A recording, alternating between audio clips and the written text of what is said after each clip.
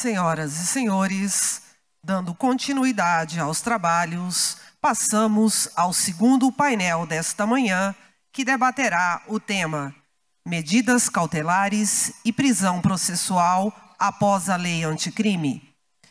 Convidamos para presidir os trabalhos o excelentíssimo ministro do Superior Tribunal de Justiça, Sebastião Reis.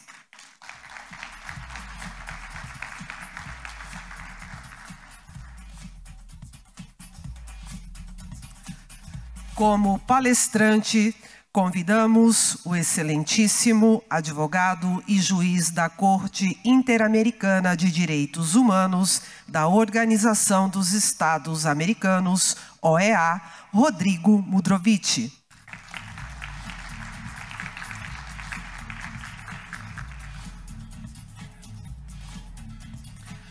Como debatedores, convidamos o excelentíssimo senhor desembargador Orlando de Almeida Perry e o excelentíssimo promotor de justiça Caio Marcílio Loureiro.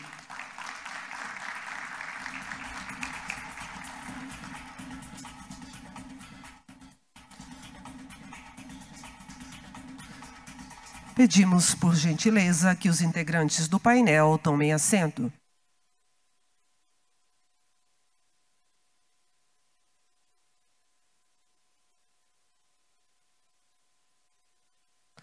Dando início a este painel, passamos à leitura do currículo do presidente.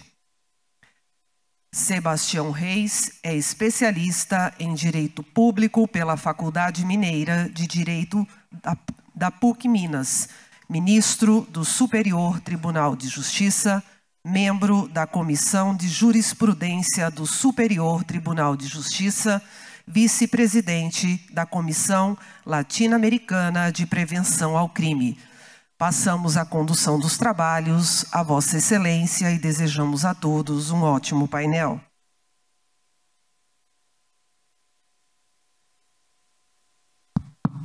Bom dia a todos.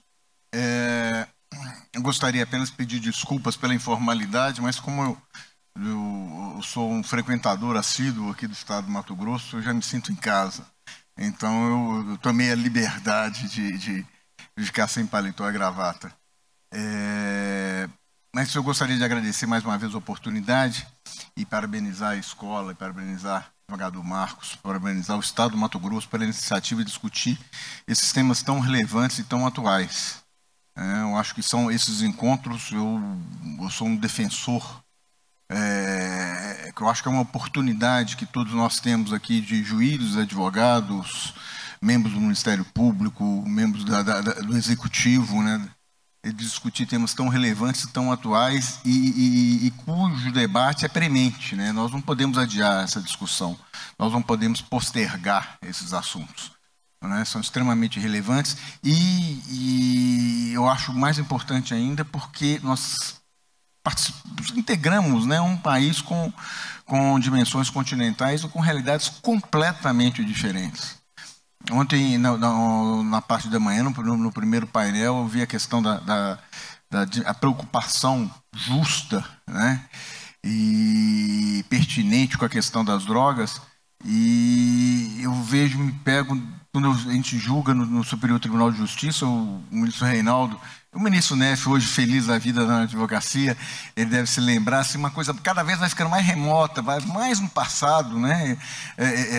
Mas ele vai perceber a diferença. A gente está julgando agora a apreensão de 15 gramas de maconha, 15 gramas de cocaína, 100 pedras de crack, e de repente o processo seguinte a gente se depara com o julgamento de 1 tonelada de cocaína, né? Ou seja, é uma disparidade, uma realidade. Vocês aqui convivem com uma situação, ou seja, por ser um estado de fronteira, por ser um estado de passagem, né, com apreensões de grandes quantidades de droga, uma realidade toda própria, toda de vocês, né, e que provoca uma necessidade de uma discussão com outro nível, né, um outro patamar. E esse tema desse painel, que é medidas cautelares, ou seja, eu acho só o fato, né? Nós falamos aqui há pouco, né? São 911 mil presos, mais 350, cerca de 350 mil mandatos de prisão não cumpridos. Ou seja, se nós tivermos todos aqueles que deveriam estar presos, nós teríamos uma população carcerária de 1.200.000, 1.300.000 pessoas, né? Sendo que um percentual bem relevante, não sei hoje ao certo, 35%, 45%, sem decisão transitada em julgado, o que é mais assustador ainda. Então, eu acho que esse tema precisa ser discutido, precisa ser debatido. Eu vou passar a palavra primeiro para o doutor Rodrigo, doutor em Direito Constitucional pelo Departamento de Direito do Estado da Universidade de São Paulo, advogado, e hoje integrando a Corte Interamericana de Direitos Humanos, né, marcando a presença do Brasil naquela corte tão importante, tão relevante para nós. Doutor Rodrigo, a palavra é sua, por favor. Isso é verdade, né? Isso aqui, a Ana Maria, minha esposa, que é advogada, e ela está me lembrando aqui que o doutor Rodrigo, como eu e como ela, né, somos alumnos, e o ministro Reinaldo, né? E alunos são ex-alunos da universidade.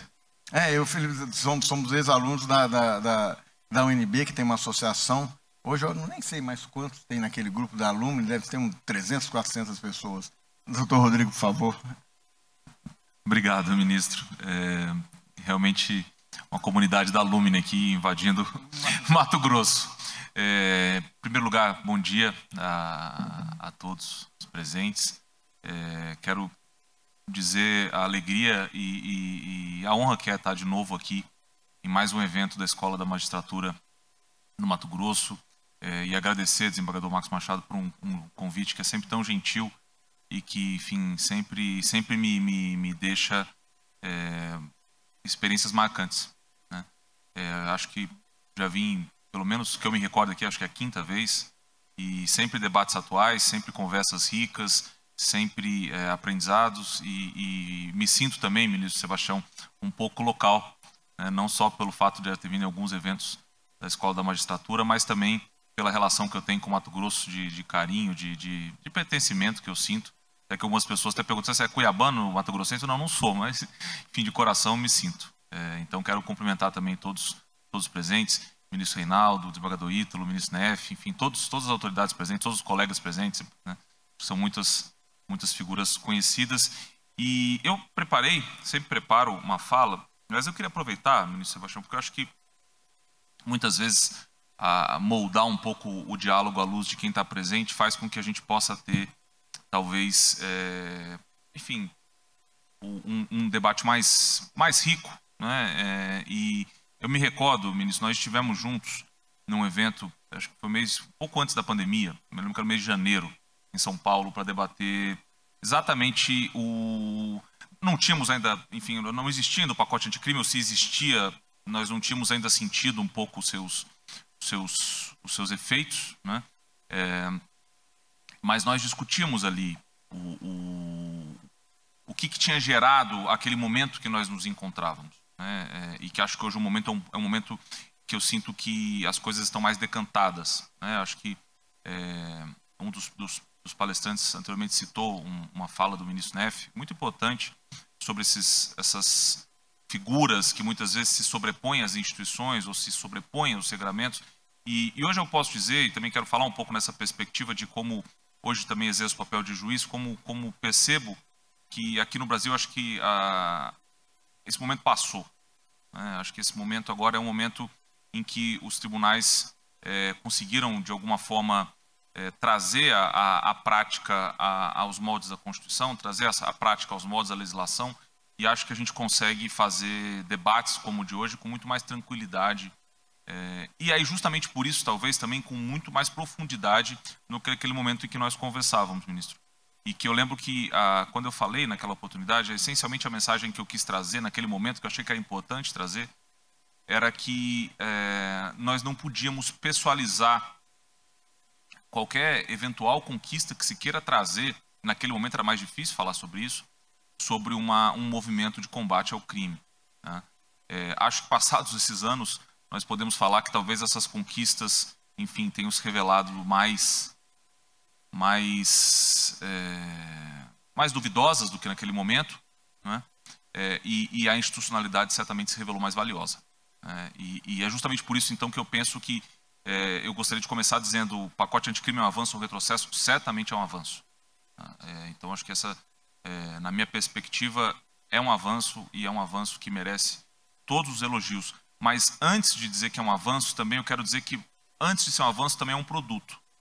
Porque nós conversávamos naquela oportunidade, ministro, como a legislação foi feita à luz da jurisprudência dos nossos tribunais. E dos nossos tribunais, essencialmente, eu digo não somente o Supremo Tribunal Federal, mas também o Superior Tribunal de Justiça. Então, para quem milita perante esses tribunais, seja na condição de fiscal, seja na condição de magistrado, seja na condição de advogado, seja na condição de cidadão, não há grande novidade. Porque o que nós percebemos é que a legislação ela vem carregando consigo uma reviravolta profunda, que eu digo que o Superior Tribunal de Justiça e o Supremo Tribunal Federal fizeram na década de 90 e no início do ano 2000, de adequação de todo um pacote normativo que existia, que antecedia a Constituição e que com ele muitas vezes era incompatível. Então, eu não percebo grande dúvida para se dizer que nós estamos diante, sim, de um avanço. Ontem eu participava, então também, mais uma vez, também tentando aproximar o nosso debate aqui das pessoas presentes. Eu participava de um debate, ministro Reinaldo, no Rio de Janeiro, uma mesa redonda sobre liberdade de expressão ontem à tarde com o ministro Saldanha e com o ministro Belize. E a discussão era liberdade de expressão. E isso tem muita relação com o que eu vou dizer sobre a forma que eu acho que tem que ser lida a mudança. E estava presente nesse evento o presidente do meu tribunal, o juiz Ricardo Pérez Manrique, que hoje exerce rotatividade, a presidência da Corte Interamericana, hoje é o presidente da Corte Interamericana, e dentro do nosso tribunal ele é a figura que mais conhece a jurisprudência e mais também se envolve na discussão sobre liberdade de expressão, nessa dupla faceta, tanto a faceta civil, que nos interessa menos hoje aqui, ontem era um pouco mais o debate, como a faceta penal. E o debate caminha,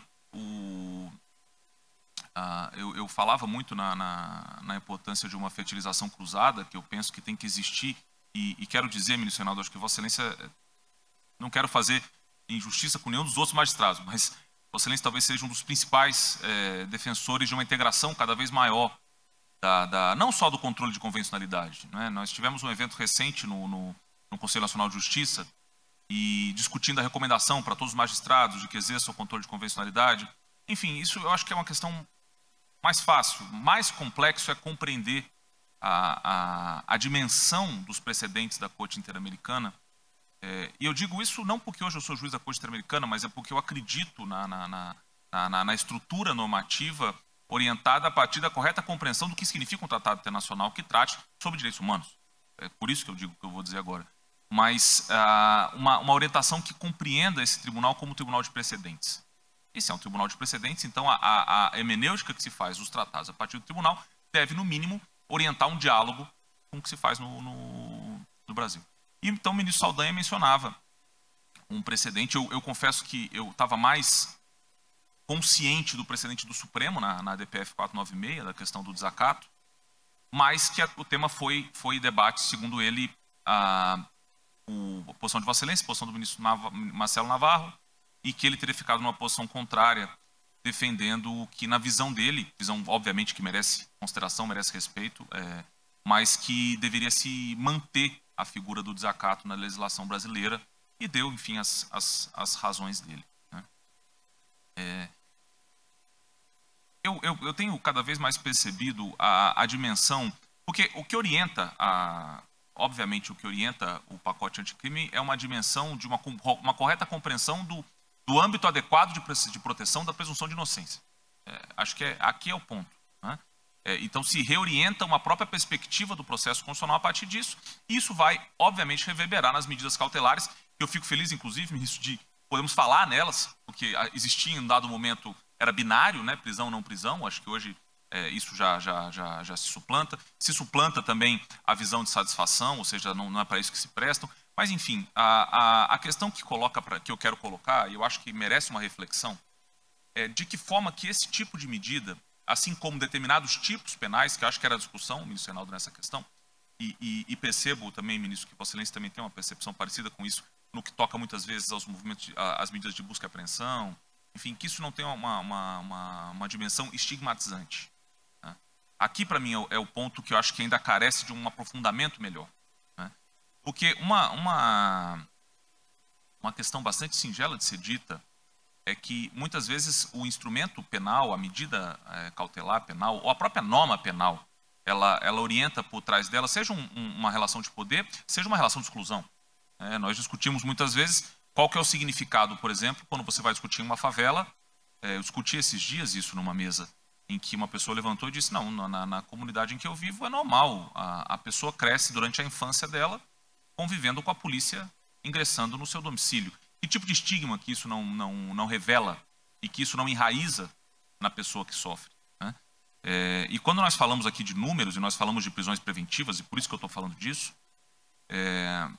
é um produto que tem fregueses muito conhecidos. Né? Muitas vezes o que nos motiva a debater e a refletir talvez sejam os fregueses mais raros. Né? Mas eu acho que nós precisamos olhar esses avanços à luz dessa profundidade. Né? E acho que é justamente isso que orientou uma visão de se abolir determinados tipos penais a partir do meu tribunal, e que acho que tem avançado, né? No sentido não só de uma visão menor da hipótese de um direito penal fragmentário, como última hipótese, isso todos nós conhecemos. Mas eu acho que há uma dimensão de igualdade por trás. E essa dimensão de igualdade, ela merece uma preocupação, e ela está por trás do desacato. Né? E muitas vezes ela está por trás também das medidas cautelares e processuais penais. E acho que isso é uma questão que é importante que se tenha em mente. Eu acho que nós já cansamos de discutir. Eu acho que seria um pouco chovendo molhado. Até em respeito a todas as pessoas que aqui estão, eu vi aqui falar sobre presunção de inocência. Acho que mais do que presunção de inocência é compreender de que forma que o processo penal muitas vezes orienta divisões dentro ou manutenções de estruturas de divisão dentro da nossa sociedade. Então, acho que é uma dimensão de igualdade que deve estar presente. E acho que isso aqui é importante para que oriente também a cabeça dos magistrados.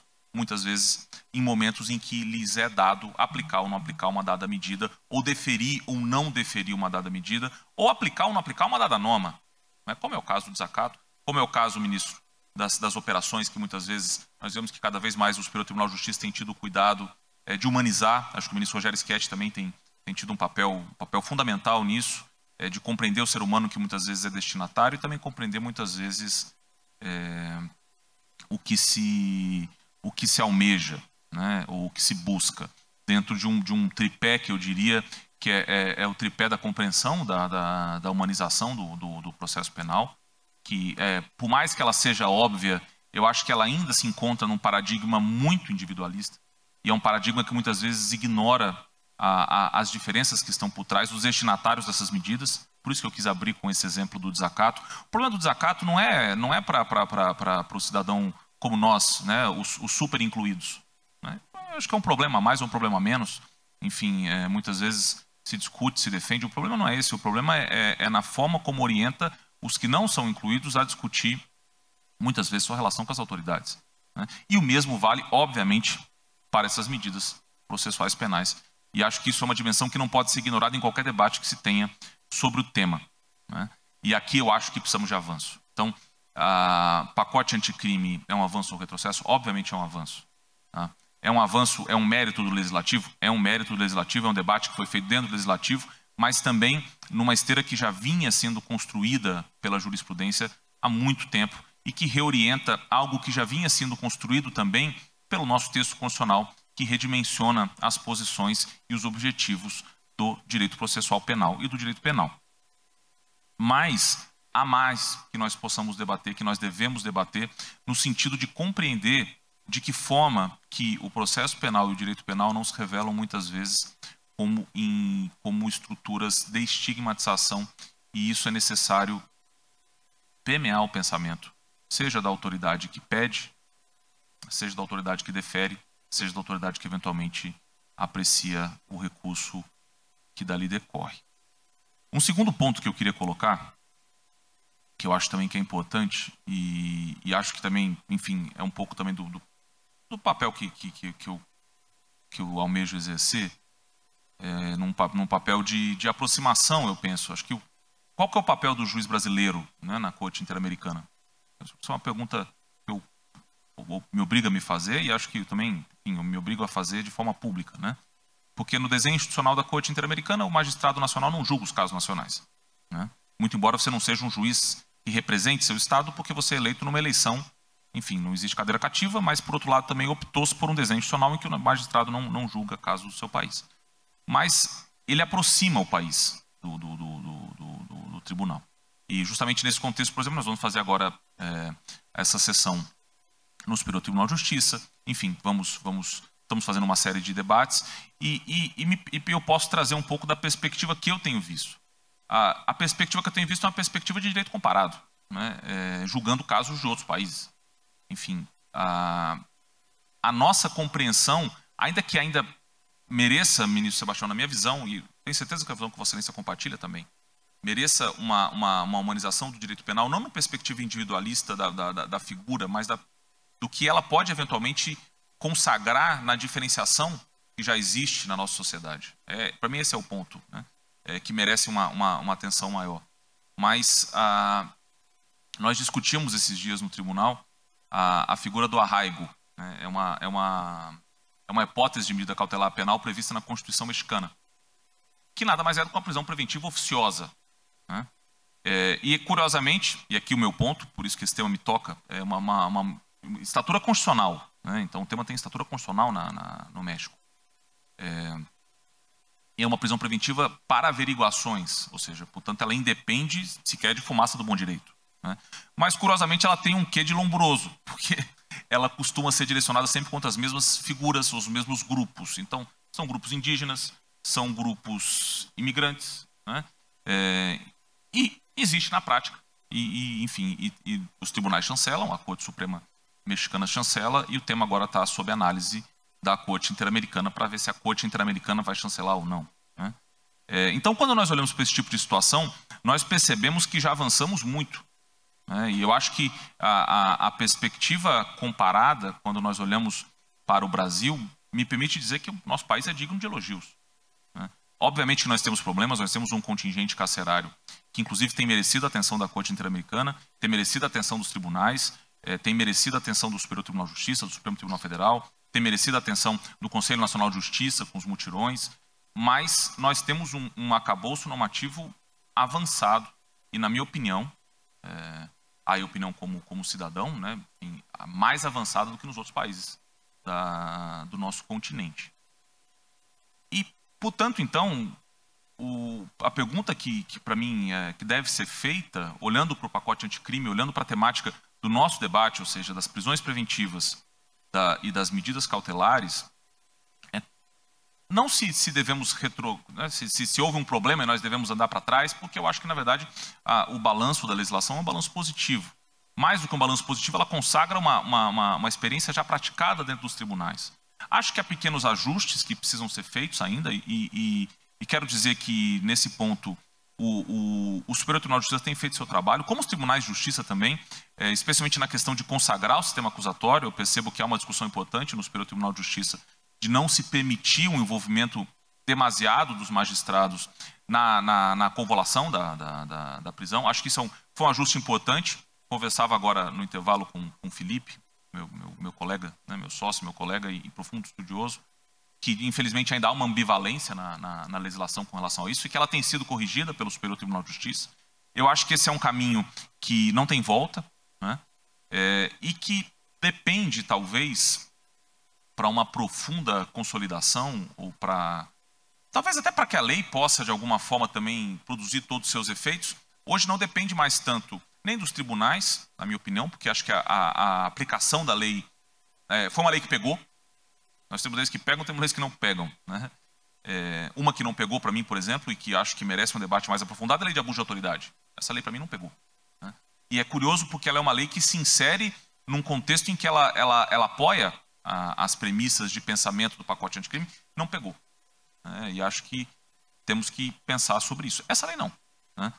Mas, por outro lado, ela ainda depende de um gargalo que, infelizmente, não se revela próximo de ser solucionado, que é o juiz de garantias. Então,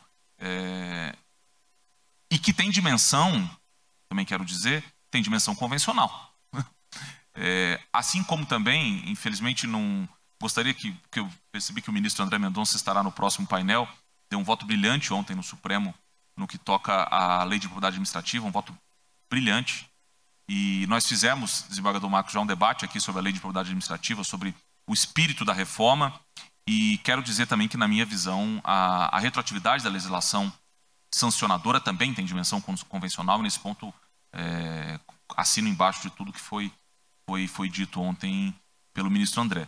Mas a trava do juiz de garantias, para mim, é hoje o ponto que separa, é o essencial ponto que separa o momento atual do momento em que teremos a completa implantação, a completa prática de um sistema processual penal congruente não só com o pacote anticrime, mas congruente com o próprio texto constitucional. Então, acho que é um ponto que realmente, nesse ponto, o Supremo merece crítica. Tá? Obviamente, nós sabemos, é um tribunal que tem seus afazeres, tem suas pautas, não é só disso que se trata, mas já tem um tempo prolongado e é necessário que esse debate seja feito com a maior velocidade possível.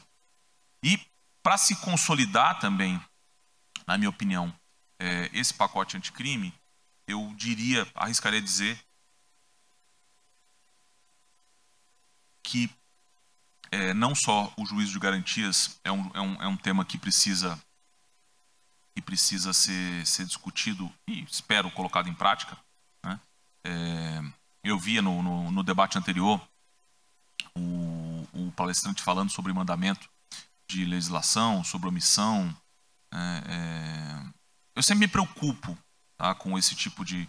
Não que eu não concorde e não que eu não veja mérito na fala, longe de mim, mas eu sempre me preocupo com esse tipo de fala, que denota muitas vezes a percepção de que tem que haver um preenchimento de omissões em determinados temas, como combate à criminalidade, porque aqui é uma seara em que, essencialmente, o palco de debates maior é o Congresso e não o Supremo. Mas, nesse caso do juiz de garantias, é o contrário. A opção legislativa foi feita, é uma opção legislativa congruente com o desenho institucional constitucional e é uma opção legislativa congruente com o desenho institucional convencional. Né? Então, aqui o papel do Supremo não está sendo um papel de criação, está sendo um papel de bloqueio em algo que, na minha opinião, vai contra o que a Constituição determina. Né? E, em segundo lugar, também penso que quando nós olhamos aqui para o pacote anticrime, nós temos que ler o pacote anticrime também em conjunto com a lei de abuso de autoridade. Então, a lei de abuso de autoridade tem dois tipos penais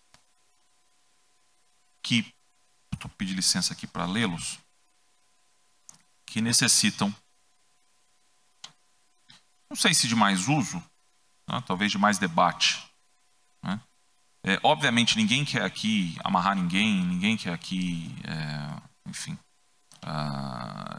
Eu compreendo as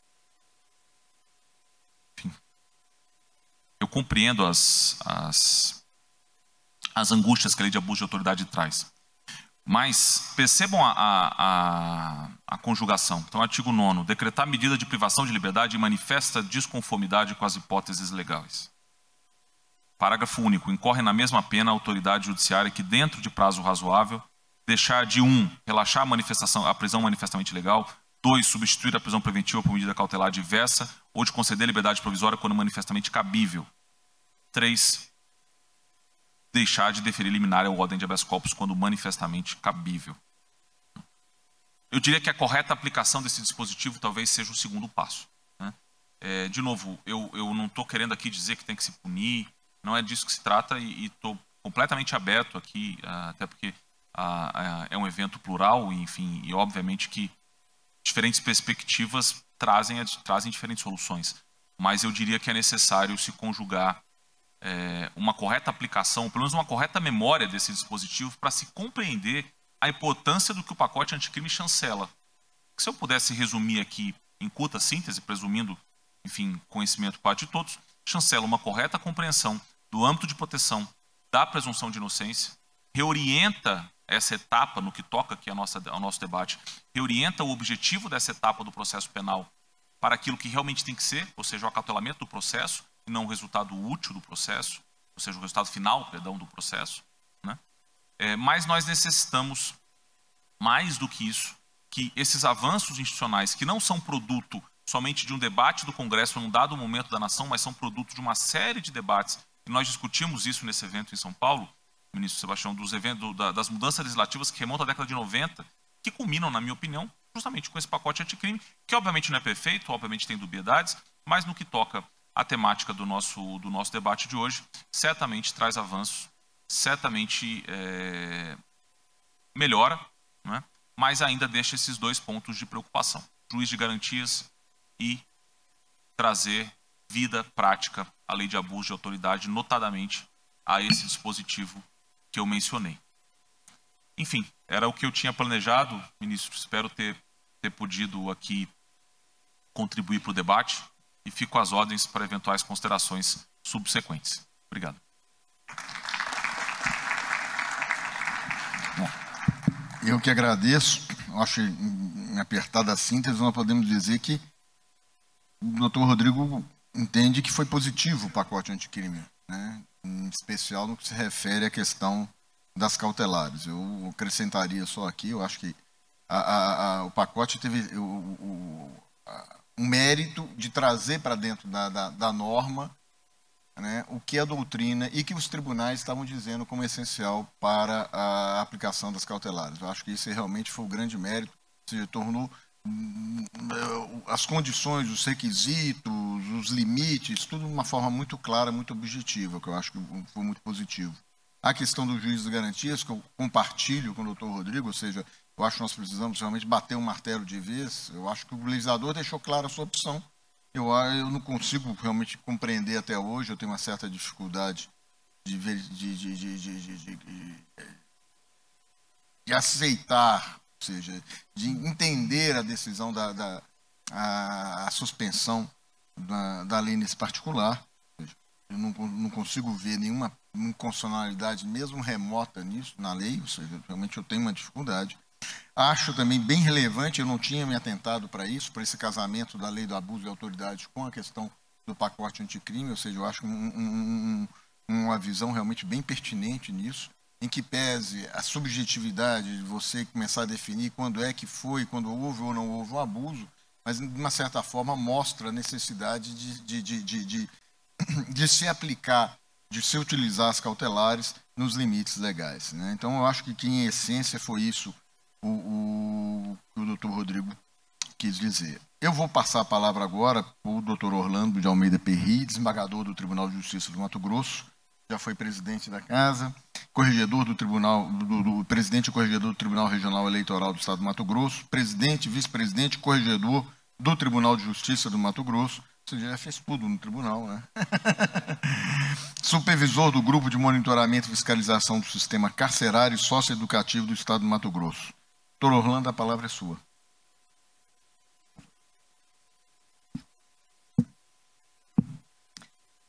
Bom dia a todos.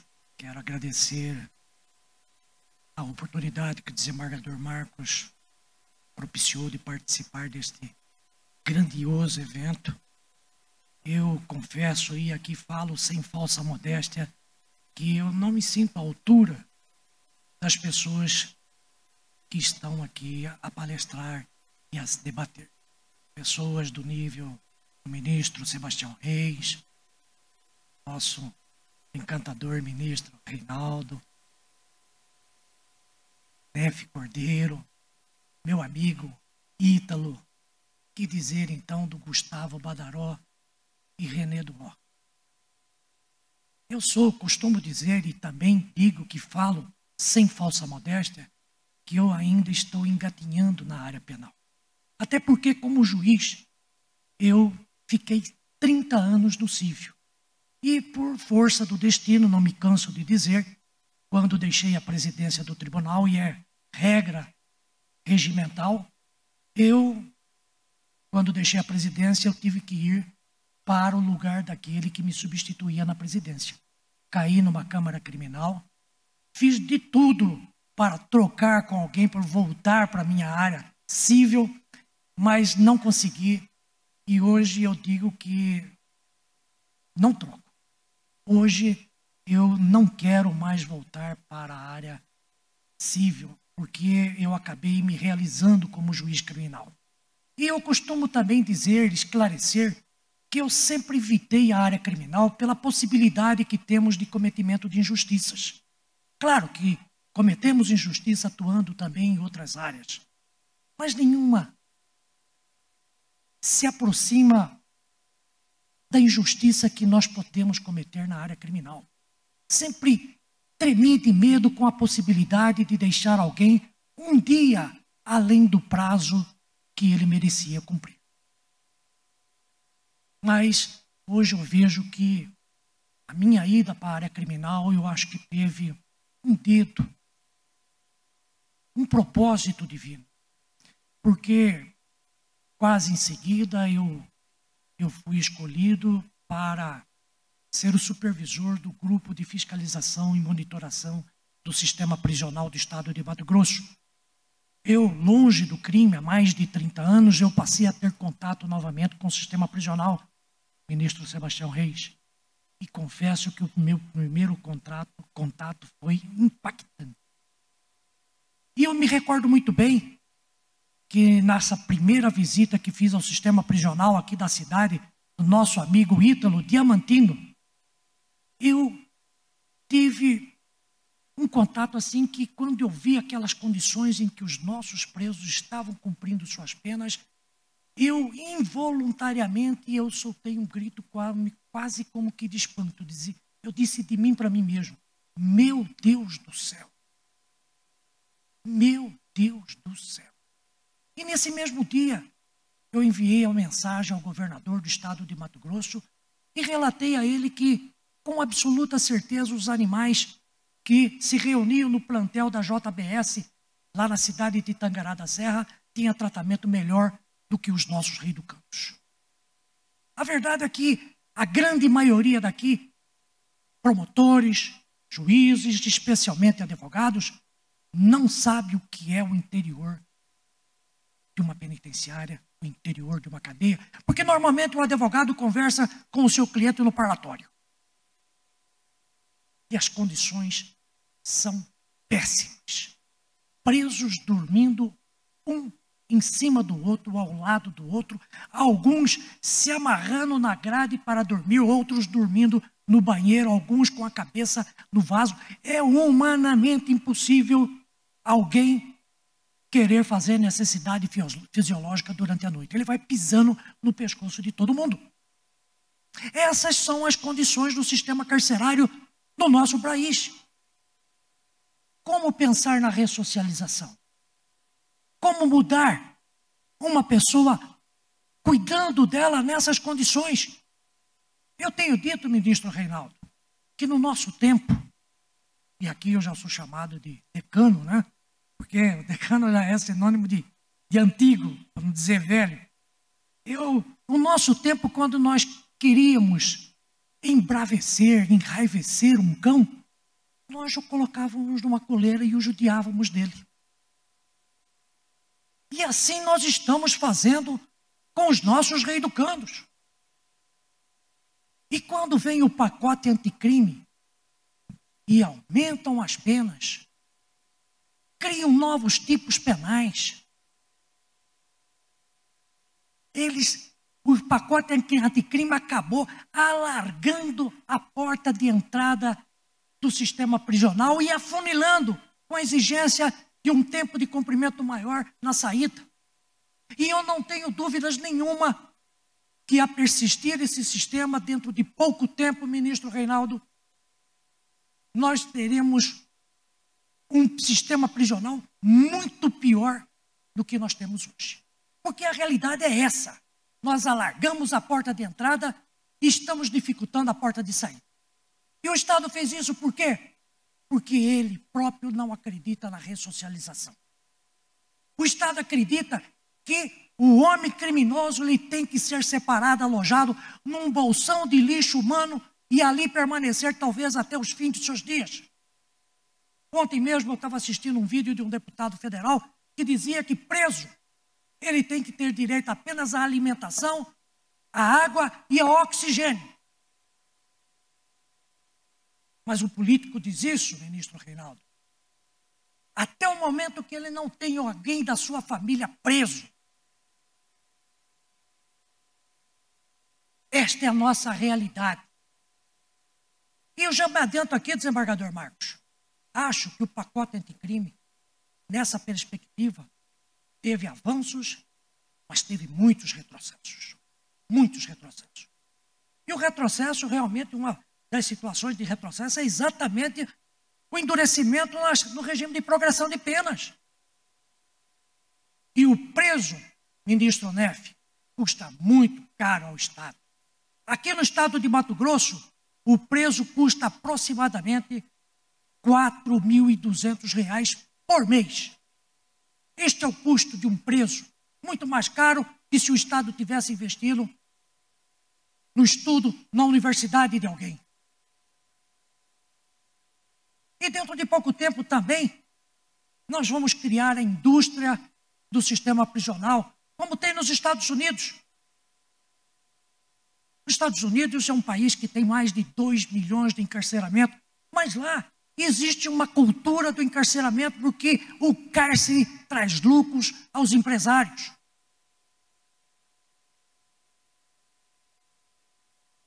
A construção de um presídio demora-se, em média, aqui no estado de Mato Grosso, pelo menos, ministro Reinaldo, 10 anos para se construir. Bom, daqui 10 anos, com essa lei, com esse pacote anticrime, imagine então como é que estará o sistema prisional do país de uma maneira geral. Então eu me preocupo sim. Hoje eu me preocupo porque eu me interesso e acredito na ressocialização, na recuperação do homem.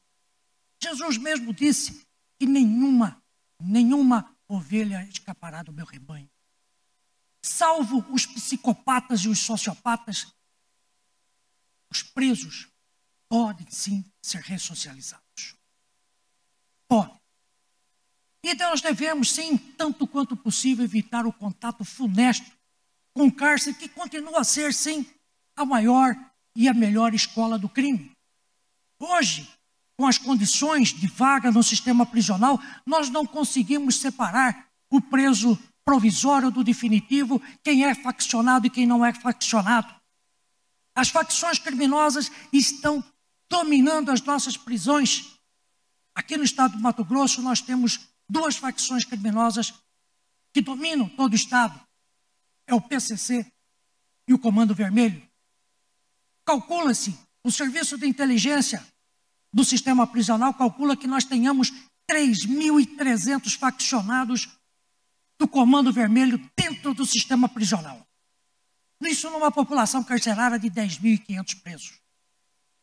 E quando nós falamos de 3.500 faccionados dentro do sistema prisional, nós calculamos, e isso eu ouvi da boca de um advogado que que ele defende o crime organizado, ele disse, a estimativa deles é que eles tenham 33 mil faccionados no estado de Mato Grosso. Isso significa mais do que qualquer força policial, mais do que o número da nossa polícia militar e do nosso exército, bombeiro, polícia civil, todas juntas. Verdade é que o crime organizado está dominando os nossos países, o nosso país. O crime organizado hoje, se você quer ter segurança, o comerciante quer ter segurança, ele precisa pagar a sua taxa. E ai daquele ladrãozinho do bairro que se atreva a furtar aquele estabelecimento protegido pelo crime organizado. O tribunal deles funciona.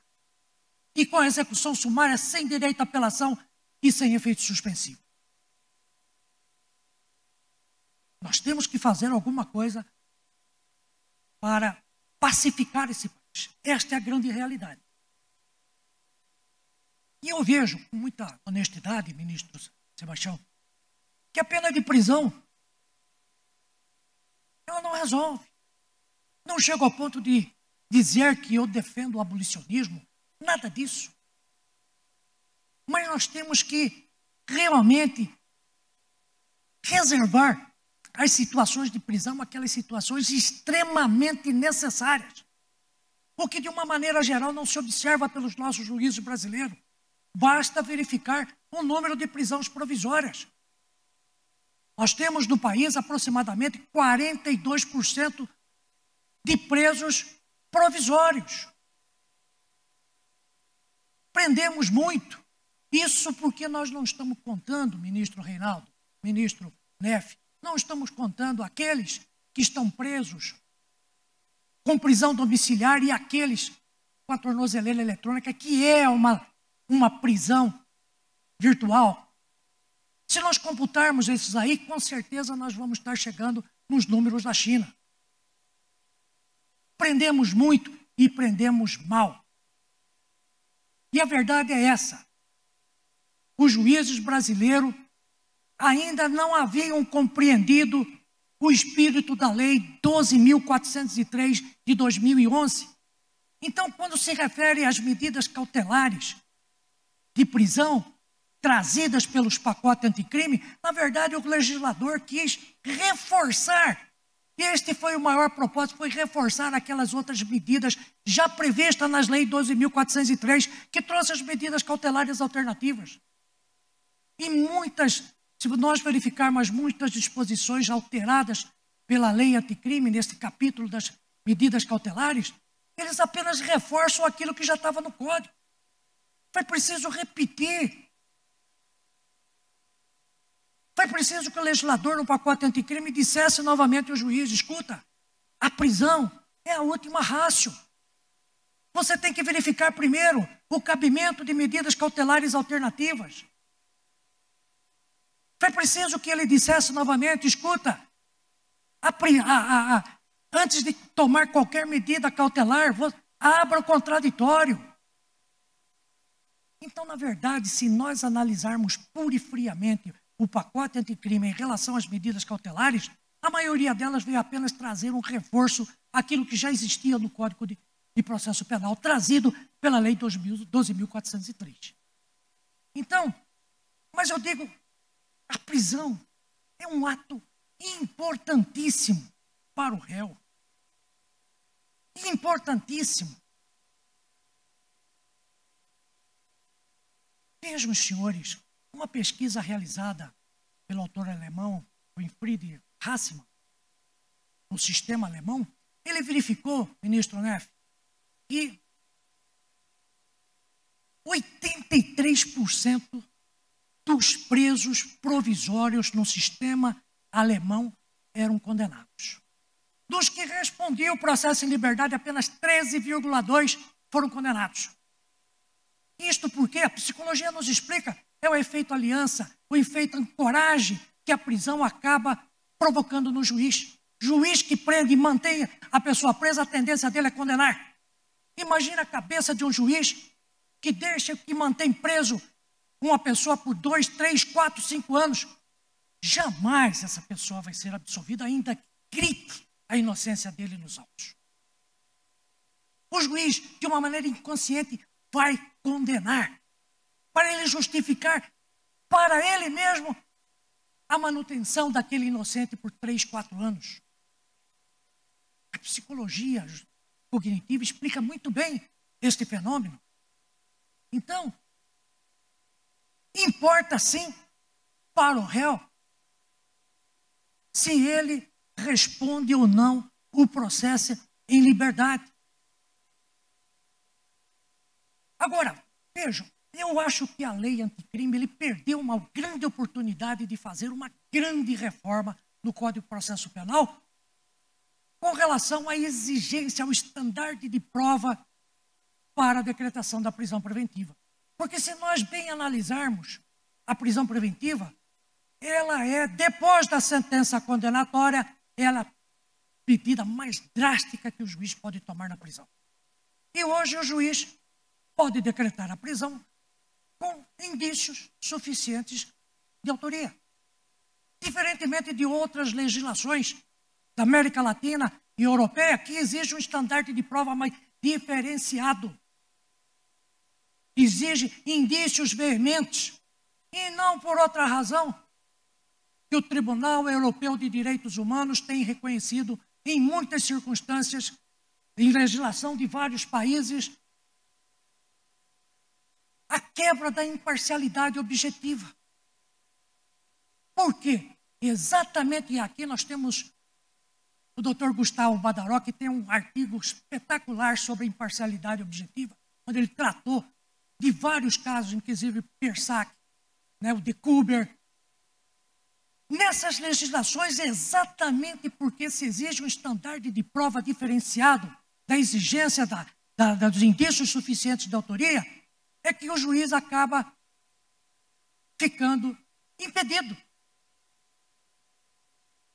Em várias decisões do Tribunal Europeu de Direitos Humanos, se reconheceu que não é o fato de o juiz ter decretado a prisão preventiva durante a fase do inquérito que ele está impedido no juízo de instrução. Não é isso que cria o impedimento do juiz, é o grau de profundidade com que ele analisa as provas. E aqui nós temos que prestar atenção. Eu não tenho dúvida, ministro Reinaldo, de doravante, juiz, que pesar na caneta, pesar nas suas tintas, como nós já vimos e vemos a miúdes, é o maior bandido, é a maior ficha suja. Juiz que coloca isso num decreto de prisão preventiva, ele se torna impedido. Ele já condenou. E aí nós poderíamos chamar aqui, invocar aquilo que já vigora desde Léo Festinger, quando criou a teoria da dissonância cognitiva. Um juiz nessas circunstâncias, ele jamais vai absolver. E juiz que carrega nas tintas é juiz impedido, sim. Ele cria um vínculo psicológico com essa decisão dele. E a psicologia mostra que, inclusive na audiência de instrução e julgamento, as suas perguntas são voltadas para fazer a confirmação da sua hipótese. É a teoria da dissonância cognitiva que trabalha aqui muito bem o professor Auri Lopes Meirelles. Auri Lopes. Então, aí ele tem aquela teoria lá do Cordeiro, né, como é que ele chama? De paranoico. Mas veja, então,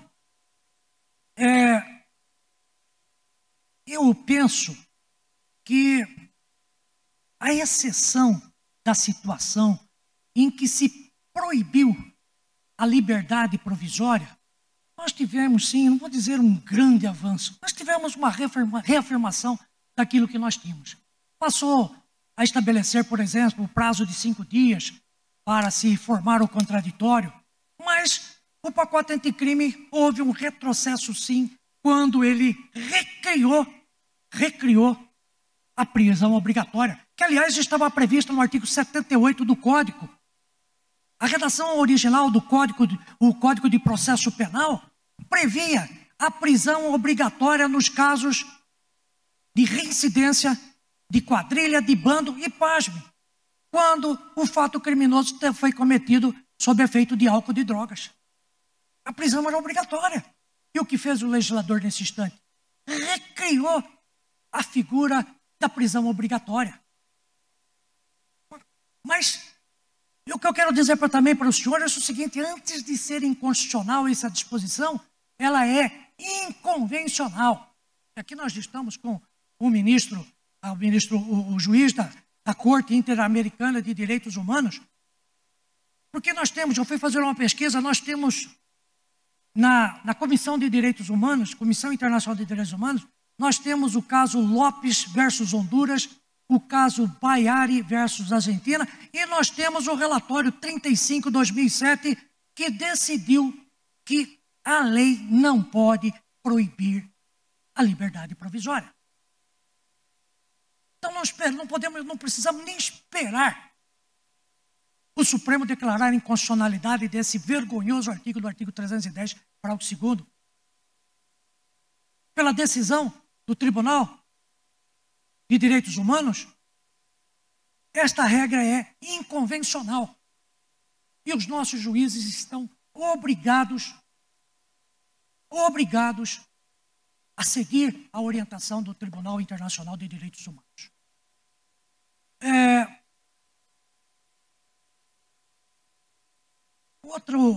Eu penso que houve também um certo avanço, bastante interessante, no artigo 312, parágrafo 2º, que passou a exigir motivação e fundamentação, reproduzindo aquilo que o Código de Processo Civil já dispunha.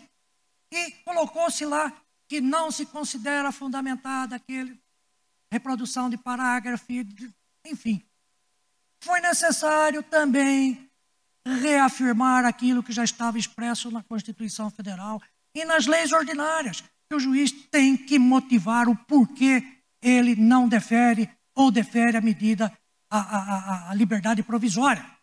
Então, e nessa disposição ele passou, o que todo mundo já reconhecia, a exigência de um perigo atual, a contemporaneidade. Agora vejam, senhores, eu estive pensando, nós, juízes de uma maneira geral, no tribunal especialmente, quando nós reconhecemos que a decisão do juiz não é fundamentada, não é motivada, ou que os argumentos não justificam a imposição de uma prisão, o que nós fazemos de uma maneira geral? Nós concedemos medidas cautelares alternativas, ignorando a necessidade da existência de um perigo a se proteger ou do processo da ordem social ou da ordem econômica. Então, é equivocado, sim, o juiz, em considerando que não existe risco a ser protegido, conceder medidas cautelares alternativas, porque estas também se submetem aos requisitos da necessidade e da existência de indícios de autoria e materialidade do crime. Temos errado. Como temos errado, por exemplo, quando nós anulamos a decisão por falta de fundamentação e, ao mesmo tempo, impomos medidas cautelares. Ora, se essa decisão não é fundamentada, e o artigo 564, parágrafo 4º, introduzido pelo pacote anticrime, disse que a decisão não motivada e não fundamentada é nula. É nula. Ora, se é nula, o juiz tem que devolver para o juiz reapreciar a situação, e não o tribunal substituir o juiz, já reconhecendo essa necessidade. Então, nós também pecamos muito, estamos pecando muito, quando nós estabelecemos medidas cautelares alternativas, quando não há necessidade. A prisão, aliás, a liberdade sem restrição deve ser a regra. Nós estamos abusando de medidas cautelares, muitas vezes desnecessárias, como é o caso do uso da tornozeleira eletrônica, que traz apenas a estigmatização da pessoa. E aqui eu volto na ressocialização. E eu pergunto sempre com as pessoas que converso, quem dá emprego a alguém que se apresenta como uma tornozeleira eletrônica? Quem? E nós estamos abusando do uso da tornozeleira eletrônica. A tornozeleira eletrônica só pode ser utilizada para fiscalização de outras medidas, mas ela não pode ser uma medida em si e por si. Nós tivemos, já quase, eu costumo, desembargador Marcos, eu preciso, já me avisaram que já estou acabando meu tempo e eu não terminei de falar as impressões minhas. Mas vejam, senhores, recentemente nós tivemos lá o julgamento de um caso de uma mulher que havia matado o marido. O juiz impôs medidas cautelares logo depois do recebimento da denúncia. Na pronúncia, ele reafirmou a necessidade daquelas medidas cautelares, entre elas o uso da tornozeleira eletrônica. Mas ela já estava respondendo o processo há 1 ano e meio. E ela ingressou, então, com habeas corpus no Tribunal de Justiça, requerendo a retirada da tornozeleira eletrônica. E o Tribunal de Justiça chegou até de entender que aquela tornozeleira eletrônica, aquela medida cautelar, já se apresentava desnecessária pelo tempo, se tratava de uma situação que a mulher havia matado o marido. O tribunal reconheceu e mandou retirar a tornozeleira eletrônica. Quando o juiz recebeu a ordem do Tribunal de Justiça, ele comunicou ao Tribunal de Justiça de que aquela mulher, logo depois da impetração do HC, ela tinha violado a tornozeleira eletrônica 52 vezes.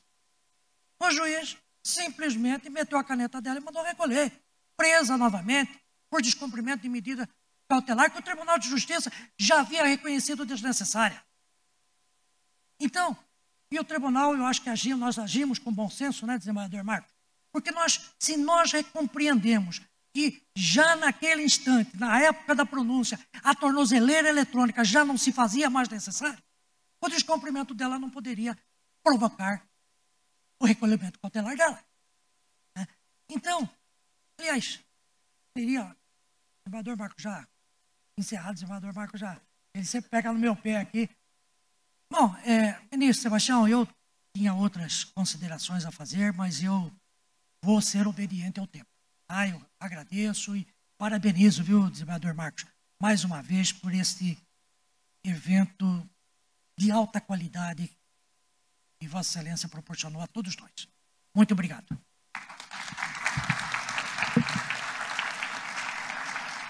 Desembargador, eu só lamento que esse tema medidas cautelares tenha sido só um painel, porque, na verdade, eu acho que ele poderia, esses 2 dias, nós poderíamos discutir 2 dias inteiros, ou mais, talvez, uma semana, sobre esse assunto, que é um assunto extremamente palpitante.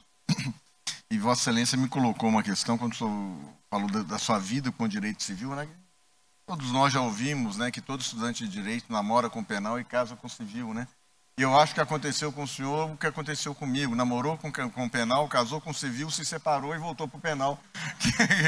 Que eu acho que é a mesma maneira, né? Porque eu acho que nós voltamos à origem. E eu acho aqui, ou seja, por tudo que eu vi do doutor Orlando, que ele, na verdade, ele concorda com o doutor Rodrigo, e aí nós já temos um 2-0 aí, no que se refere aos progressos do pacote anticrime, no que se refere às cautelares, né? Maior controle, maior limitação, maior objetividade, estabelecer circunstâncias, ou seja, uma exigência maior do juiz. Eu posso até acrescentar a questão da proibição, dessa vez expressa, da prisão de ofício, a necessidade do juiz, a cada 90 dias, de rever a prisão às cautelares. Eu acho que tudo isso foi um avanço.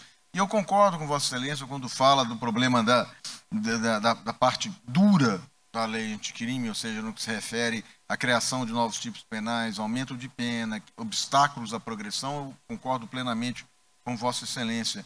E a única coisa que eu faço uma observação aqui, eu acho que os dois vão concordar comigo, que me incomoda demais, é uma lei chamada anticrime em que não há nenhum dispositivo que cuida de ressocialização e prevenção. Ou seja, né, na verdade, eu não sei aonde está, você vai discutir alguma coisa, uma norma que é combater a criminalidade, se ela não cuida dessas 2 questões tão essenciais, ou seja, para se realmente reduzir a criminalidade. Bom, e agora para o último, né? Dr. Caio Marcílio Loureiro, doutorando em Direito pela Universidade Estadual do Norte do Paraná, promotor de Justiça do Estado do Mato Grosso, professor do curso de pós-graduação da Escola Superior do Ministério Público do Mato Grosso. Dr. Caio, por favor, o senhor tem a palavra.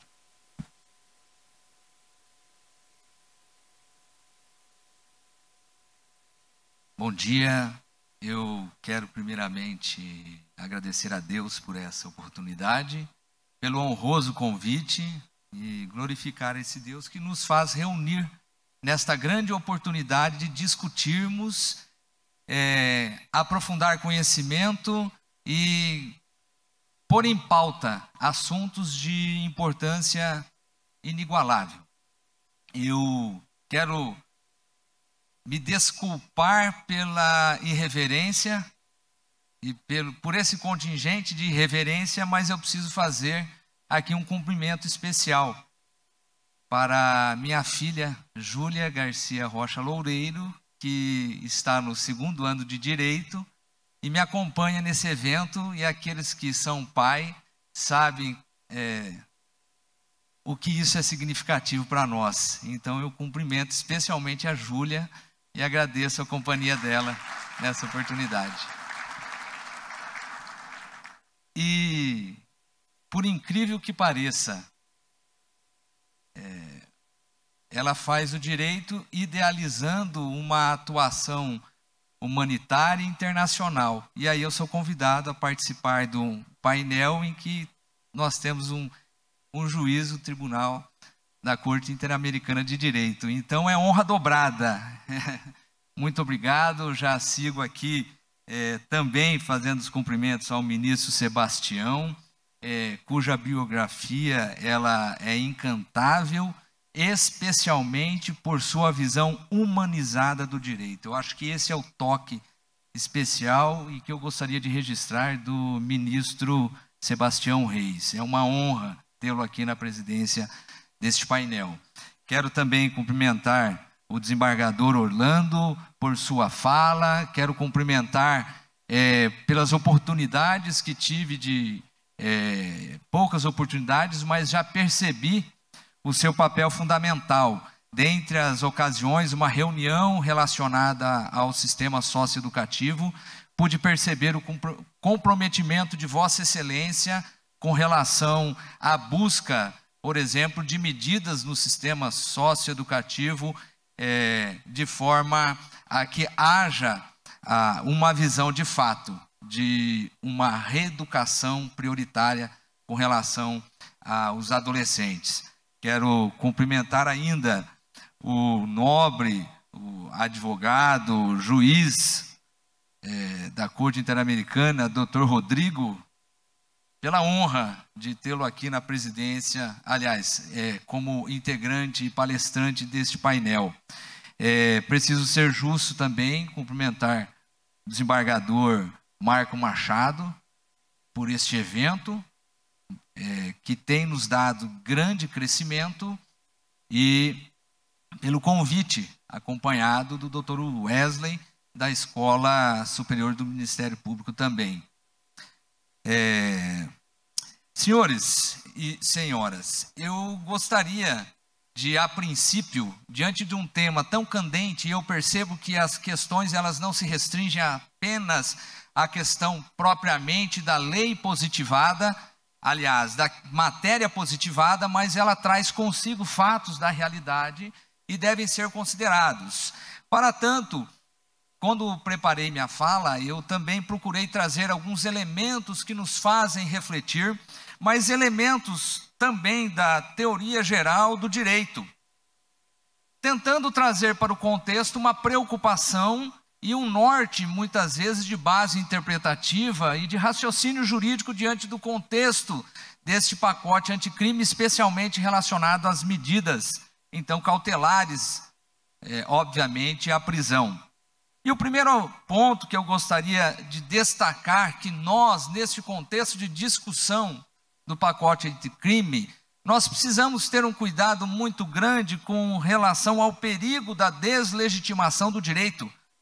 Deslegitimar o direito penal não é algo também que nós podemos conviver, e é preocupante quando nós não temos essa visão do direito penal e do direito propriamente como um instituto fundamental para regular as relações sociais. Nós temos que trazer para esse contexto, portanto, o fator da preocupação quanto à deslegitimação do direito. Além disso, outro ponto importante é a necessidade de permanência do instituto.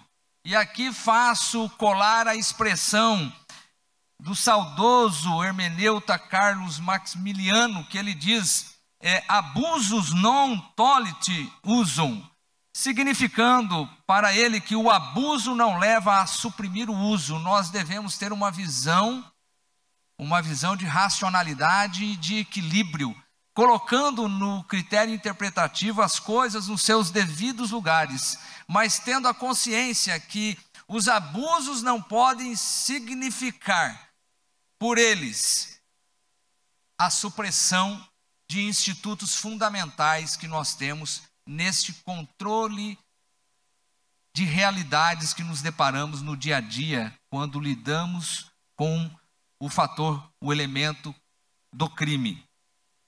Os elementos históricos e os materiais legislativos também devem ser levados em conta como critérios da hermenêutica para que nós venhamos expurgar qualquer interpretação que ela fuja do sistema, assistemática. Devemos considerar também esses pontos. E eu sigo aqui lembrando a observância necessária da dupla face da proporcionalidade. E aqui eu não quero trazer esse ponto para o contexto de nosso debate, para gerar aqui o chamamento de uma discussão quanto a um punitivismo, a permissibilidade a um punitivismo. Não é isso. É porque eu entendo propriamente que o direito penal e processual penal, ele tem suas fases de evolução metodológica, e nós partimos de uma fase de fato, uma fase histórica muito significativa quanto à dogmática extremada e um punitivismo extremado. Nós passamos por isso, mas nós precisamos entender que nós necessitamos de chegar num direito penal e processual penal racional, equilibrado. Um direito penal não panfletário, que não desconsidera os direitos fundamentais daquele que se vê acusado em um processo, mas também traz para esse contexto a própria vítima com suas angústias e o sofrimento que lhe trouxe. Há a necessidade de que exista um equilíbrio, e é isso que eu chamo a colação, enquanto também um critério a ser levado em conta quando nós lidamos com o pacote anticrime. Sim para a vedação do excesso e sim para a tutela deficiente, a proibição da tutela deficiente. Isso é fator a ser levado em conta. Seguindo este raciocínio, o faço inclusive firmado nas lições de Conrad Hess, quando ele trabalha com a força normativa da Constituição, evidenciando que a estrutura unilateral do direito, ela não pode ser considerada o direito, o direito constitucional não pode ter uma estrutura unilateral de direitos, para que a Constituição tenha força. São as palavras de Conrad Hess, dizendo que direitos fundamentais não podem existir sem deveres fundamentais também a serem observados. A própria identificação dos ideais positivados pelo pacote anticrime devem ser levados em conta também como critérios interpretativos. E os ideais, como já o Ovídio Batista da Silva, quando escreveu o Processo e Ideologia, nos ensinou, influenciam, obviamente, na formação do direito. E se formos para a estrutura tridimensional de Miguel Reale, saudoso Miguel Reale, nós vamos perceber que o fato, ele sendo atribuído valor, repercute na norma. Pois bem, nós temos ainda que considerar a preocupação necessária para se evitar um constitucionalismo abusivo, como já pontuado pela doutrina por David Lauder. O constitucionalismo abusivo, quando nós firmamos justamente a posição em incidência maior sem equilíbrio, quando realizamos a análise de institutos. O direito, especialmente os direitos humanos, e quando tratamos dos direitos humanos, envolvendo situações como essa, nos faz lembrar ainda de Joaquim Herrera, que nos propõe uma obra da reinvenção dos direitos humanos, nos ensinando que não adianta a proclamação de tratados, mas que a realidade deve influenciar como critério também de aplicação e interpretação. Esses pressupostos, todos de ordem teórica, me fazem, portanto, refletir sobre o pacote anticrime. E aí então nós percebemos e já podemos estampar, como outrora já pontuado pelos anteriores, que de fato ficou claro que a prisão é a última rácio do sistema, especialmente a prisão preventiva, a medida cautelar de prisão preventiva, ela é sim uma medida de última rácio. E obviamente pelos critérios e garantias já estabelecidos. Mas para além disso, o pacote anticrime, ele nos trouxe para a inclusão do nosso sistema, deixando evidente a questão relacionada à mitigação do contraditório diferido. Em que sentido? De que, de fato, a regra de estabelecimento de uma medida cautelatória é que se ouça antes a parte contrária, no caso acusado, de um processo, havendo, portanto, a positivação de que o contraditório ele deve ser observado. Obviamente que aí nós temos uma repercussão com relação à fundamentação, que a fundamentação deverá trazer para um decreto de prisão preventiva esta justificação também, porque não houve esta oitiva prévia. Isso é evidente que a lei ela traz esta regra no nosso sistema, e de uma forma sistematizada nós podemos dizer que a própria lei ela trouxe os elementos a serem considerados para fins de fundamentação desta prisão em cunho preventivo, acautelatório. O que me chama também a atenção desse sistema do pacote anticrime é a questão do princípio da homogeneidade, a necessidade de que esse princípio da homogeneidade ele deva ser considerado também levando em conta os valores, levando em conta a racionalidade e a proporcionalidade. Além disso, nós temos ainda a permanência dos requisitos da prisão preventiva, mas um destaque relacionado à demonstração do perigo de liberdade do acusado. E deve ser deixado claro a existência desse perigo de liberdade quando do estabelecimento de um decreto de prisão preventiva.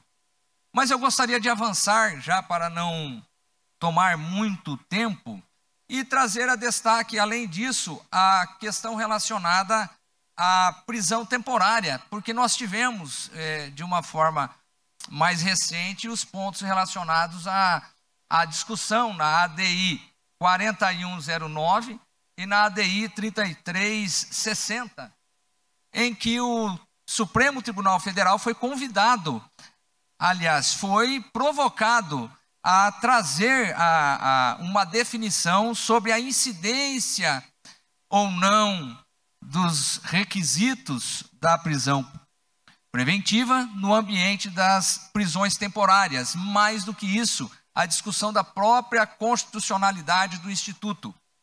O Supremo Tribunal Federal, ele então, quando analisou este contexto, já deixou claro, se nós acompanharmos e lermos o voto, com relação à proibição da prisão para averiguação.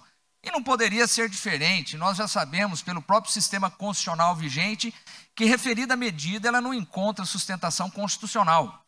Mas o que fez de interessante o Supremo Tribunal Federal no contexto, ele estabeleceu e definiu, então, como os requisitos para a prisão temporária, que a decretação da prisão temporária somente é cabível quando, primeiro, for imprescindível para investigações do inquérito policial, permaneceu, portanto, esta exigência. Segundo, houver fundadas razões de autoria ou participação do indiciado, portanto, exige aqui fundadas razões, não é apenas algo superficial. Se for justificada em fatos novos e contemporâneos, e aqui trouxe já para o contexto da prisão temporária aqueles requisitos da prisão preventiva, fazendo então esta junção de requisitos para quase que uniformizar as medidas acautelatórias de ordem segregatória. Então, se for justificado em fatos novos ou contemporâneos, ou seja, o princípio da atualidade, da contemporaneidade, obviamente não ligado ao crime em si, mas àquelas questões que justificam a medida cautelatória. Além disso, incluiu, também trouxe o julgamento que se justifica o decreto de prisão temporária, se for adequado à gravidade concreta do crime, às circunstâncias do fato e às condições pessoais do indiciado, e não for suficiente a imposição de medidas cautelares diversas. Portanto, o Supremo Tribunal Federal ele acabou por dar uma interpretação conforme, nesse contexto de constitucionalidade, realizando esta junção de requisitos, quase que buscando uma uniformização no contexto das medidas acautelatórias. Muito bem, e eu, para encerrar, eu gostaria de destacar que, na realidade, nós estamos aqui, desembargador Marcos Machado, nós estamos aqui para sermos chamados a um grande desafio. Quais desafios que eu vejo e que eu percebo no contexto de debate do pacote anticrime e no contexto desta realidade apresentada por muitos, mas com destaque apresentado pelo desembargador Orlando Perry, nesta manhã deste painel? Nós temos que alguns desafios. Primeiro, nós levantamos não deslegitimar o direito penal, não praticarmos um constitucionalismo abusivo, a busca de uma interpretação equilibrada e racional, não firmada em uma estrutura unilateral de direitos, lembrando aí das observações de Conrad Hess quanto à força normativa da Constituição.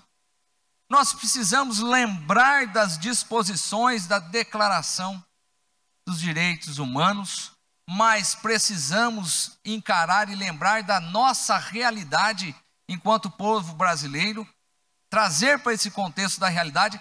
Não podemos esquecer das 10 condenações que a Corte Interamericana impôs ao Brasil relacionada à tutela deficiente. Esse contexto deve ser levado para fins de interpretação. Nós precisamos, além disso, trabalhar com direito penal racional, equilibrado, que não seja panfletário e emergente. É outro desafio diante desses contextos que foram apresentados. E aqui, então, eu diria que nós precisamos tomar muito cuidado para não trazer para o ambiente do direito penal uma discussão que não propriamente é o terreno próprio do direito penal, no sentido de trazer a ele a responsabilidade de uma solução de um problema que cabe antes mesmo disso, a realização de políticas públicas que sejam eficientes e satisfatórias. Eu não quero com isso dizer que o direito penal tem que fazer vista grossa e desconsiderar as realidades. Não, mas eu quero, firmado nisso, realizar um convite a todos nós aqui, a realizar um grande pacto, a que nós não apenas nos restringamos à postura de criticismo ao direito penal, mas que antes disso nós estamos aqui na presença de ministros, estamos aqui na presença de desembargadores, advogados de renome, doutrinadores, promotores, enfim, juízes. E nós todos aqui precisamos firmar esse pacto, de na verdade buscarmos medidas, e eu diria pelo estudo que tenho realizado, inclusive no doutorado, medidas de cunho estruturante, de fomentar no Estado a que haja uma atuação em que venha, nesse contexto, privilegiar e dar atenção aos direitos básicos da pessoa humana. Não apenas criticar e deslegitimar o direito penal, mas essencialmente nós atuarmos para fortalecimento de uma sociedade que seja livre, justa e que tenha acesso aos seus direitos fundamentais. É por isso que eu convido e até estabeleço uma ideia a que seja constituída uma comissão, desembargador, para que pense em medidas estruturantes, não apenas declarar o estado inconstitucional de coisas, mas propor medidas nesse sentido. E eu quero encerrar. O desembargador já chamou minha atenção por conta do horário, mas realizando o agradecimento mais uma vez e desejar que Deus nos abençoe, nos capacite, nos dê discernimento para construirmos de fato entendimentos produtivos para o Brasil. Deus abençoe a todos.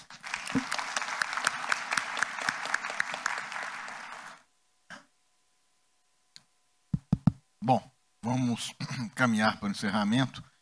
E, doutor Caio, me corrija se eu estiver errado, mas eu acredito que o senhor tenha focado na sua preocupação.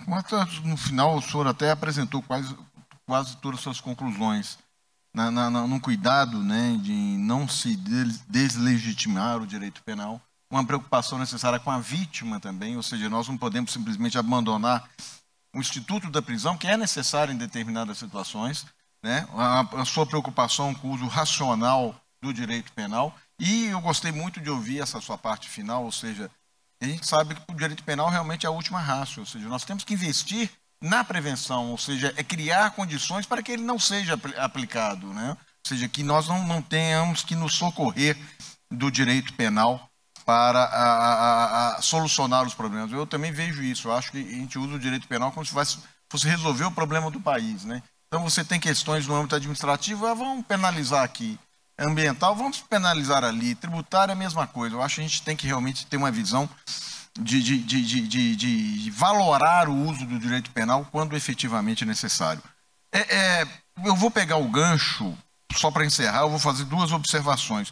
Numa delas é uma provocação, ou seja, mais uma coisa que eu vou colocar para a reflexão de todos, uma questão que já iniciou o julgamento, surgiu o julgamento no Superior Tribunal de Justiça, e eu já vi, inclusive, decisões do Supremo Tribunal Federal no sentido contrário daquilo que foi decidido no STJ. Eu fiquei vencido no STJ. Não sei se a quinta turma já enfrentou essa questão, que se refere aos limites do juiz quanto à fixação das cautelares. Pode o juiz ir além do que o Ministério Público pede? Ou seja, o Ministério Público pede uma restrição de direitos, não circular no final de semana, não frequentar um determinado lugar, não dirigir um automóvel, etc. Pode o juiz simplesmente, havendo um pedido de uma cautelar, ir além e impor uma cautelar mais gravosa, ou seja, no caso seria, por exemplo, impor a prisão nessas circunstâncias? Eu fiquei vencido, eu entendo que não, eu acho que o limite de atuação do juiz é o limite do pedido feito pelo Ministério Público, até tendo em vista, né, o sistema acusatório, né, ou seja, onde o juiz não pode, realmente ele vai decidir aquilo que lhe é apresentado. Mas eu já vi uma decisão monocrática do ministro Gilmar nesse mesmo sentido, ou seja, no sentido do voto vencido. Não sei como a quinta turma está decidindo, e eu acredito que isso ainda vai ser objeto de novas discussões. Mas aproveitando um gancho, uma coisa que o doutor Rodrigo falou, e que me preocupa demais, essa questão de quase ele citou o caso do México, né? Ou seja, onde aquela prisão, arraigo, ele tem um público-alvo, né? E eu acho que foi em junho, eu tive uma sessão de conversas com os juízes aqui do Mato Grosso, que nós tivemos uma manhã extremamente proveitosa, e eu não sei se na oportunidade, eu acredito que não, eu tenho um conhecido que publicou um livro, ele adotou um filho mais tarde, e ele é descendente de húngaro, e ele acabou adotando uma criança preta. E ele fez um livro, ele é fotógrafo, a mulher é escritora, ele fez um livro narrando as dificuldades, as vivências, né, as circunstâncias que ele viveu com isso. E em determinado momento do livro ele registra uma conversa com várias pessoas pretas que passaram por momentos semelhantes, e um trecho de de uma das pessoas ouvidas, me chocou muito, porque bate com isso tudo que nós convivemos, né? Que é quase uma seletividade, né? Ou seja, determinadas medidas que são adotadas contra um público determinado, né? Ou seja, eu acho que quase nenhum de nós aqui já correu o risco de sofrer o que eu chamo, não sei como vocês falam, um baculejo na rua, separado por uma polícia e sofrer uma revista. E essa pessoa, que é uma assistente social, ela fala o seguinte: eu tinha 17 anos e estava voltando da escola para casa às 10 da noite de moto com minha mãe. Subi na moto com mochila nas costas. A viatura parou como se fossem duas bandidas. O policial saiu do carro com um fuzil nas mãos, gritando: desce, desce. Eu era uma menina, cheguei em casa e chorei pra caramba. Nossa vida de preto é muito difícil. Eu me senti completamente humilhada, inferiorizada. Eu acho que esse trecho aqui mostra a necessidade de que o Ministério Público, na sua ação do dia a dia, de controle, inclusive da atividade policial, e nós, juízes, tenhamos uma consciência de evitar que situações como essa ocorram.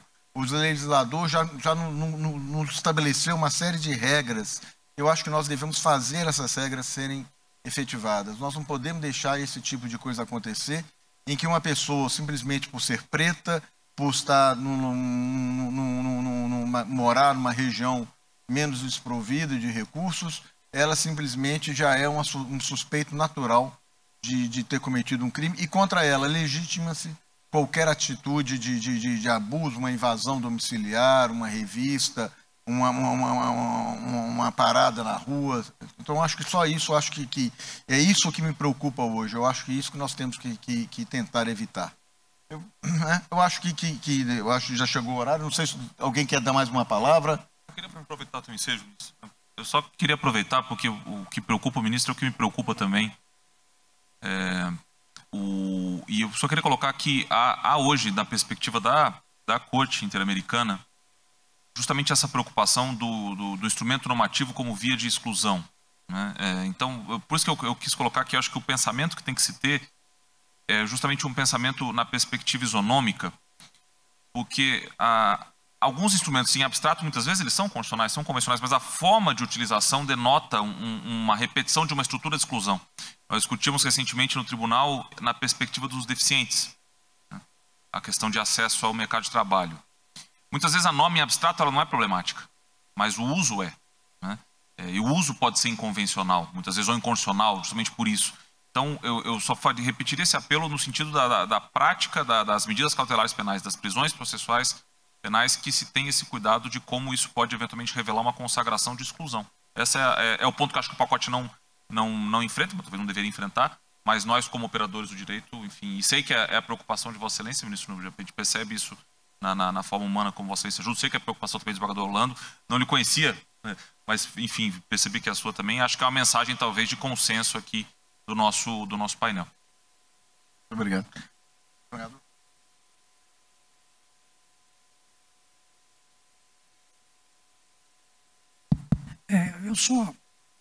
Na verdade, eu não tive tempo de abordar todos os pontos que eu gostaria.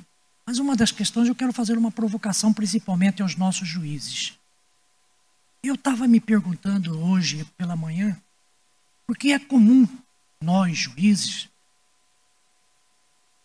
vamos dizer assim, desmerecermos a homogeneidade, o princípio da homogeneidade na decretação ou na manutenção da prisão preventiva. Mas eu queria fazer uma provocação. Nós podemos manter a prisão preventiva desconsiderando a homogeneidade. Nós considerando mantermos a prisão preventiva para a garantia da ordem pública numa situação em que o réu ainda goza da presunção de inocência, quando nós sabemos que, mesmo quando condenado, nós não vamos poder impor nenhuma medida que precate a ordem pública. Será que nós não estamos nos equivocando? Nós estamos reconhecendo a necessidade e mantemos a prisão preventiva em situações que nós sabemos que, se condenado, ele não vai cumprir pena. E nós decretamos numa situação, no momento em que ele goza da presunção de inocência. E nós não podemos fazer o mesmo quando reconhecida a sua culpa em sentença condenatória. Então, esta é uma provocação que eu gostaria de fazer. Será que nós não estamos nos equivocando? Que essa prisão que ele cumprir, ninguém vai reparar. A questão do excesso de prazo, nós adotamos a doutrina do no terme, não prazo. Mas também eu lanço aqui uma provocação, ministro Reinaldo Soares. A questão da súmula, a súmula 52, porque embora o Tribunal Interamericano de Direitos Humanos adote a doutrina do não prazo, mas ao mesmo tempo ela considera que o excesso tem que ser verificado da data da prisão à última decisão que se proferir na última instância. Talvez nós tenhamos algum momento a corte, isso foi decidido no caso Soares-Roseiro. Soares-Roseiro. O prazo tem que se considerar entre a data da prisão e da sentença final da última instância. E por fim, dando um palpite aqui na decisão do STJ, está tomando, viu, ministro? Eu, particularmente, eu ia expor este ponto de vista. Eu acho que o juiz, entendo o Ministério Público ou o delegado de polícia requerido a aplicação de medidas cautelares, é porque se reconheceu a necessidade dela. Agora, a questão da dose, se vai dar tramal ou um anador, é o juiz quem tem que verificar. Doutor Caio, alguma consideração final? Tá? Então eu agradeço a todos e passo a palavra para o cerimonial. Muito obrigado. Muito obrigada. Agradecemos aos integrantes deste painel e informamos que 2 obras foram sorteadas, uma de autoria de Caio Márcio Loureiro e outra de autoria do Dr. Rodrigo Mudrovinski. Os sorteados foram Lorena Moraes Terra e Pedro Lucas Moraes. Entraremos em contato com os demais. Um bom almoço a todos e retornaremos pontualmente às 14 horas.